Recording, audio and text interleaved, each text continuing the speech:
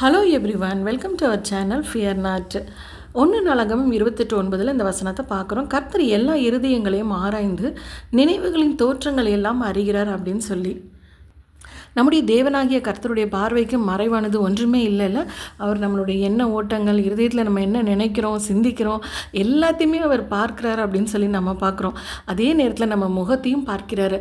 நம்ம முகத்தில் காட்டுகிற அந்த முக சுளிப்பு, அந்த வெறுப்பு, அந்த முகநாடி வேறுபட்டதுன்னா கர்த்தர் அதை விரும்புகிறதே இல்லை தான். அப்படி பைபிளில் முகநாடி வேறுபட்டவர்களுக்கு என்ன ஆச்சு அப்படிங்கிறதையும், முகநாடி வேறுபடாமல் உண்மையான அன்போடு இருக்கும்போது என்ன நடக்கும் அப்படிங்கிறதையும் நம்ம பார்த்துடலாமா? முதலாவது ஜெனிசிஸில் நம்ம பார்க்குறோம், ஆபேல் காயின் இவங்க 2 பேருமே சகோதரர்கள் தான். ஆபேலுடைய காணிக்கையை கர்த்தர் அங்கீகரிக்கும் பொழுது அதை காயினால் அக்செப்ட் பண்ண முடியல. அவனுடைய முகநாடி வேறுபட்டது அப்படின்னு சொல்லி நம்ம பார்க்குறோம். கர்த்தரே அவனுடைய ஃபேஸை பார்த்துட்டு உன்னுடைய முகநாடி ஏன் மாறுபட்டுருச்சு, ஏன் நீ எரிச்சலாக இருக்கிற அப்படின்னு சொல்லி கேட்குறத நம்ம பார்க்குறல்ல. அந்த சகித்து கொள்ள முடியாமல் இருக்கிறது, அவனுடைய பிரதருக்கு கிடைக்கிற அந்த ஒரு அங்கீகாரம் நமக்கு இல்லையோ அப்படின்னும் போது அந்த ஒரு வெறுப்பு கசப்பு ஃபேஸில் காட்டுறதை நம்ம பார்க்குறோம்ல. அடுத்ததான் தாவீது சவுல் ராஜா. சவுல் ராஜாவாக இருக்கும்போது தாவீது அவர் கீழே வேலை பார்த்துட்ருப்பார். அவங்க ஒரு போருக்கு போயிட்டு வரும்போது தாவீதினால் அந்த போரில் ஒரு மிகப்பெரிய வெற்றி கிடைத்திருக்கும். அதனால் அந்த ஜனங்க எல்லாமே தாவீதை ரொம்ப ப்ரைஸ் பண்ணி பாடி அவனை புகழ்ந்துட்டு வர்றதை பார்க்கும்போது சவுலுக்கு பிடிக்கல. எனக்கு கீழே வேலை பார்க்குறோம் தானே, என்னை விட அவனை ரொம்ப புகழ்ந்து பேசுகிறாங்களேன்னு சொல்லும்போது அந்த கோபம் எரிச்சல்லாம் அவனுடைய முகநாடியே வேறுபட்டதை பார்க்குறோம். காய்மகாரமாய் தாவீதை பார்த்தான் அப்படின்னு சொல்லி நம்ம வேதத்தில் படிக்கிறோம்ல.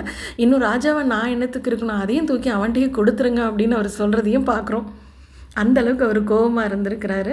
அதை ஃபேஸ்லேயும் காட்டியிருக்காரு. அடுத்தது யாக்கோபு லாபான். லாபான் யாக்கோபுடைய சொந்த மாமா தான். இருந்தாலும் யாக்கோபு மேலே லாபானுக்கு ஒரு எரிச்சல். கர்த்தர் அவனோடு கூட இருக்கிறார், அவன் செய்கிற காரியெல்லாம் வாய்க்குது, எனக்கு வாய்க்க மாட்டேங்குதோ அப்படின்னு சொல்லி ஒரு எரிச்சல். அவனுடைய முகநாடியும் வேறுபட்டது, அவனுடைய ஃபேஸ் முந்தின நாள் இருந்த மாதிரி இல்லை அப்படின்னு சொல்லி யாக்கோபு சொல்கிறத அந்த இடத்துல நம்ம பார்க்குறோம்ல. இவங்க 3 பேருமே கர்த்தருடைய அந்த ஒரு பிளஸ்ஸிங்கை இழந்தவர்கள் அப்படிங்கிறது நமக்கு தெரியும்ல. ஃபைனலாக யோபு. இவர் ஒரு பிரச்சனையின் மத்தியில் அவருடைய உடைமைகள், பிள்ளைகள் எல்லாரையும் இழந்து உடல் ரீதியாக நிறைய விதத்தில் பாதிக்கப்பட்டு ஒரு கஷ்டத்தில் இருக்கும் பொழுது அவருடைய ஃப்ரெண்ட்ஸ் அவருக்கு ஆறுதல் சொல்கிறதுக்காக வந்தவங்க கடைசியில் அவருக்கு அகைன்ஸ்டாக பேச ஆரம்பிச்சிருவாங்க. நீ நீதிமான் இல்லை, நிறைய பாவம் செஞ்சுருக்க, உன் பிள்ளைங்களாம் பாவம் செஞ்சுருக்காங்க, அதனால தான் நீ இப்படி எல்லாத்தையும் இழந்துட்டு உட்காந்துருக்க அப்படின்னு சொல்லி அவனுடைய அந்த இயலாமல் இருக்கிற அந்த ஒரு நிலைமையிலையும் அவனை குத்தி காட்டி அவனை காயப்படுத்துறதை நம்ம பார்க்குறோம்ல. ஆனால் அந்த நேரத்தில் தான் கர்த்தருடைய வார்த்தை யோபுக்கு வருது, நீ உன்னோட ஃப்ரெண்ட்ஸ்க்காக ப்ரேயர் பண்ண அப்படின்னு சொல்லி. அது எவ்வளோ ஒரு கஷ்டமான விஷயம் இல்லை. ஏன்னா அவங்க அந்த அளவுக்கு அவரை கஷ்டப்படுத்தி அவமானப்படுத்தி பேசியிருந்தாலும் அவங்களுக்காக ஜெபம் பண்ணுங்கிறது ரொம்ப டஃப்பாக தான் இருந்திருக்கும்ல. ஆனாலும் யோபு அதை செஞ்சுருக்கிறாரு. அதே அவர் முழு மனதோடு செஞ்சுருக்கிறார். அவர்களை மன்னித்து கர்த்தருடைய கிருபை அவங்களுக்கும் கிடைக்கணும் அப்படிங்கிறதுக்காக முழு மனதோடு தெய்வீக அன்பு கொண்டு அதை அவர் மேற்கொண்டு வந்ததை நம்ம பார்க்குறோம்ல. அதுக்கு அடுத்த வசனத்துலேயே நம்ம பார்க்குறோம், கர்த்தர் யோபுவின் முகத்தை பார்த்தாரா அப்படின்னு சொல்லி. அந்த முகத்தில் எந்த ஒரு சலிப்போ கோபமோ எரிச்சலோ எதுவும் இல்லை அப்படின்னு சொன்ன உடனே அவர் அவனுடைய சிறையிருப்பை மாற்றினான்னு பார்க்குறோம். அது மட்டும் இல்லை, அவனுக்காக அவன் என்னெல்லாம் இழந்தானோ அதை எல்லாத்தையும் ரெட்டத்தனையாய் கொடுத்தாரா அப்படின்னு சொல்லியே நம்ம பார்க்குறோம்ல. இன்றைக்கி நாம் நம்மளை நிதானித்து பார்க்கலாம். யாரையாவது அப்ரிஷியேட் பண்ணும்போது நம்மளால் அதை தாங்கிக்க முடியலையா? அந்த கோபம், எரிச்சல், வெறுப்பு எல்லாமே நமக்கும் வருதா? நம்மளுடைய முகநாடி மாறுறதையும் ஆண்டவர் பார்த்துட்டு தான் இருக்கிறாரு.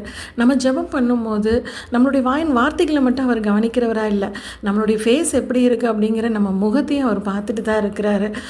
சில நேரங்களில் நம்மளால் இது முடியாது தான், ஆனால் கர்த்தர் நமக்கு அந்த பலனை கொடுப்பார். அவருடைய தெய்வீக அன்பு கொண்டு நம்ம அதை ஓவர் கம் பண்ண முடியும் தான்.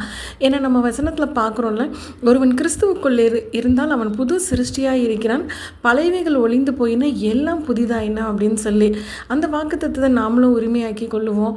ஆண்டவரே, எங்களுடைய அந்த பழைய நினைவுகள் எல்லாமே போயிடட்டும், நாங்கள் புது சிருஷ்டியாக புதிதான எண்ணங்களோடு உம்முடைய முகத்துக்கு நீங்கள் எங்கள் ஃபேஸை பார்க்கும்போது உமக்கு பிரியமானதாக இருக்கட்டும் அப்படின்னு சொல்லி கர்த்தர்கிட்ட ஒப்பு கொடுப்போம். நம்ம அப்படி செய்யும்போது கர்த்தர் நமக்கு அழகான ஒரு வாக்குத்தத்தமும் கொடுக்குறாரு. உங்கள் முன்னிலைமையை பார்க்கிலும் பின்னிலைமையை ஆசீர்வதிப்பேன் அப்படின்னு சொல்லி கர்த்தருடைய வார்த்தைக்கு கீழ்ப்படிவோம். அவருடைய வாக்குத்தத்தத்திற்கு நன்றி சொல்லுவோம்.